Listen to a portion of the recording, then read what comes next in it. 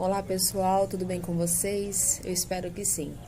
Hoje eu estou aqui novamente com vocês para poder falar sobre os princípios do SUS. Princípio é tudo aquilo que dá um norte, dá uma origem para que aquele sistema ele possa funcionar da melhor maneira possível. No SUS nós temos princípios que são considerados como gerais e nós temos princípios que são considerados organizativos. Os princípios gerais, basicamente, nós podemos dizer que são os princípios da universalização, da integralização e também da equidade. Bom, com relação ao princípio da universalização, significa basicamente dizer que todas as pessoas elas têm o direito a ter acesso ao SUS. Pouco importa a sua raça, a sua origem, a sua cor, a sua opção sexual, bem como também a opção religiosa. O SUS ele não faz distinção de quem ele vai prestar o atendimento. Simplesmente ele presta atenção, ele presta essa assistência, essa atenção a todos aqueles que vierem buscar a sua ajuda. Bom, já com relação ao princípio da igualdade, o SUS ele não vai tratar as pessoas da mesma maneira que todas, até mesmo porque existe diferenciação de uma pessoa com relação a outra. As suas necessidades elas são diferentes. E justamente por serem diferentes, o SUS ele vai aplicar o princípio da isonomia. O princípio da isonomia basicamente consiste em tratar os desiguais de maneira desigual, de acordo com a sua necessidade, de acordo com a sua carência. Nós percebemos que o tratamento, por exemplo, com idosos, com pessoas portadoras de deficiências físicas, elas são diferentes de uma pessoa dita como normal ou como se ela tivesse assim no ápice da sua juventude. Por mais que essas pessoas elas também são tratadas, o SUS ele despende um tratamento diferenciado para todas essas pessoas. Já com relação ao princípio da integralidade, o SUS ele se preocupa em dar assistência ao indivíduo do seu nascimento até a sua morte. Isso vai se dar por meio de ações integradas. Essas ações integradas, elas têm a ver com relação à promoção da saúde, à prevenção de doenças, ao tratamento e à reabilitação também. Portanto, o indivíduo que ele tem acesso ao SUS, ele tem acesso a informações de como que aquela doença, por exemplo, ela se desenvolve através de palestras educativas que vão conscientizar o indivíduo a respeito de como ele deve prevenir, como que ele deve identificar, por exemplo, caso ele identifique que ele possa estar com aquela enfermidade. Isso se dá através dessas palestras que têm surtido muito efeito através do conhecimento, né? Porque a melhor forma de você prevenir doenças é o autoconhecimento, é você disseminar informações para que aquela pessoa ela possa ter a ciência e assim, quando necessário, procurar ajuda sim.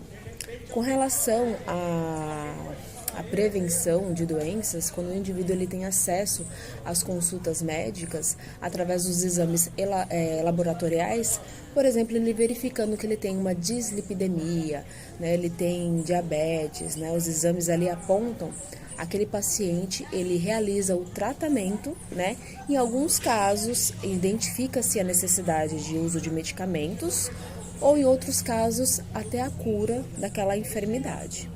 Então, o princípio da integralidade, ele está envolvido também aí com processos de articulações das políticas públicas de saúde, significando que a saúde ela pode estar interligada com outros setores, né, além da própria saúde, para que possa promover a educação, para que possa promover ações conjuntas para que a saúde efetivamente ela seja prestada. Até mesmo porque o conceito de saúde, ele é o quê? Saúde é um completo bem-estar físico, mental e social. Então eu posso me utilizar de outros setores que conjuntamente vão atuar no mesmo sentido para que a saúde efetivamente ela venha a ser prestada.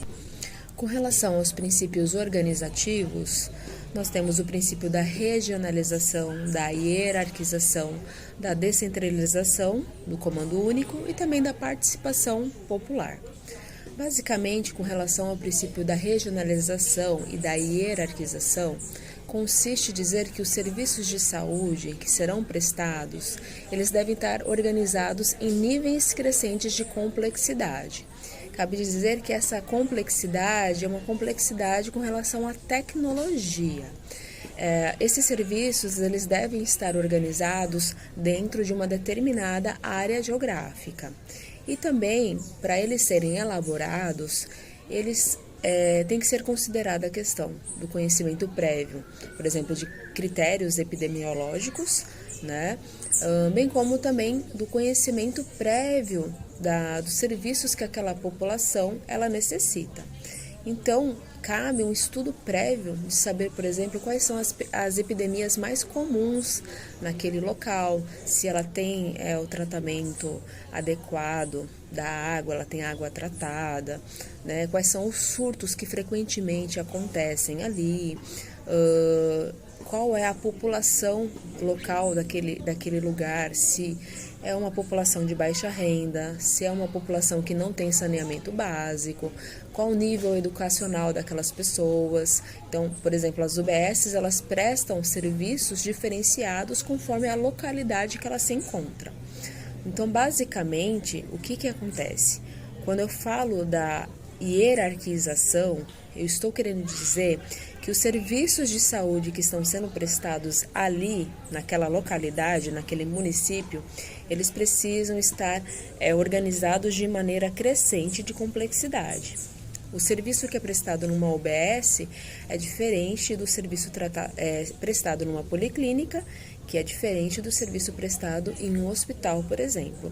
Na UBS nós temos um serviço de baixa complexidade, né? Nós temos a atenção primária, onde nós temos os profissionais, os médicos que realizam a aparelhagem que se encontra ali, é para nível preventivo. Já quando você passa numa policlínica, você tem um diagnóstico, você tem aparelhos mais elaborados para que possa identificar possíveis patologias, possíveis doenças. E no nível, nós temos um atendimento de uma média complexidade nesse momento.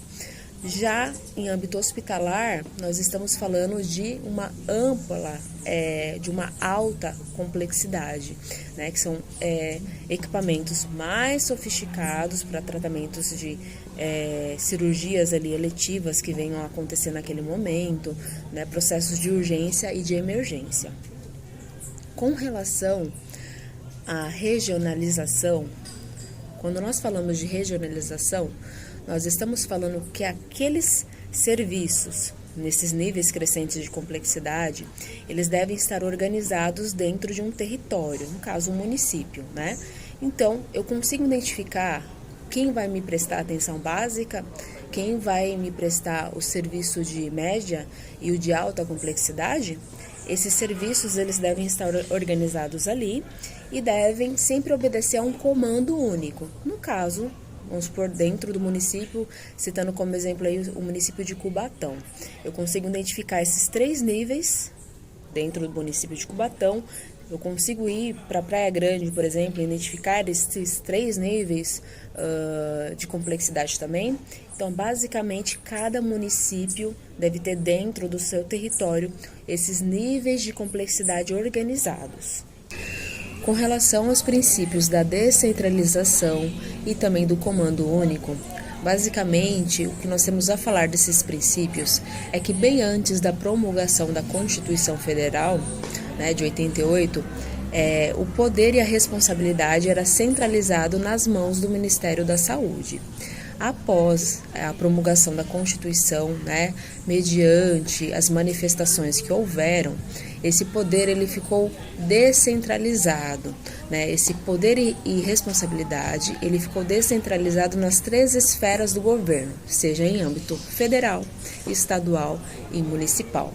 Basicamente, essa descentralização ela procurava garantir, né, melhores prestações de serviço, uma qualidade maior e também ficar muito mais fácil para um controle e também, digamos assim, uma fiscalização por parte da população. Então, descentralizar significa basicamente redistribuir o poder e também a responsabilidade nos 3 entes federativos, como nós já falamos. No âmbito do SUS, a saúde ela deve ser redistribuída, né, esse processo de poder e responsabilidade deve ser redistribuído até o município, dando ao município condições técnicas, financeiras, de gestão, para que possa prestar esse serviço dentro de suas possibilidades da melhor forma possível. Essa descentralização só é possível através de outro princípio, que é o do comando único. O princípio do comando único, basicamente, significa dizer que aquele município ele tem autonomia, ele tem condições de gerenciar de forma autônoma aqueles serviços de saúde. De uma forma bem resumida, quando nós falamos a respeito do comando único, mando único também como é chamado, nós estamos querendo dizer que cada esfera, né, cada uma daquelas esferas de governo, seja federal, estadual ou municipal, deva possuir, né, ali autonomia e soberania nas suas decisões, desde que, é claro, respeite sempre os princípios gerais do SUS e também a da participação popular. E por fim, o nosso último princípio, que é o da participação popular, de extrema importância. A população deve estar sempre atenta, deve estar fiscalizando os serviços de saúde que estão sendo prestados. Isso ela vai fazer por meio das conferências de saúde, através das audiências públicas prestadas pelo município, tá bom? E também com relação à participação nos conselhos. Existem os conselhos municipais de saúde dentro de cada município. Procure saber onde está a sua localizada e participe com sugestões, com informações, com críticas, né, que venham construir aí uma saúde pública melhor. Então é importante a questão da participação popular nesse sentido. Saiba que existe essa possibilidade e cobre do seu município as ações e as políticas que são votadas, as políticas de saúde, para que elas efetivamente venham ser prestadas da melhor forma, tá bom? Bom, só isso por hoje. Eu agradeço por vocês terem ficado comigo até aqui nesse presente momento. Por favor, se vocês gostaram do vídeo, não esqueça de deixar aquele like, compartilha e eu espero vocês até a próxima, tá bom? Beijo pra todos!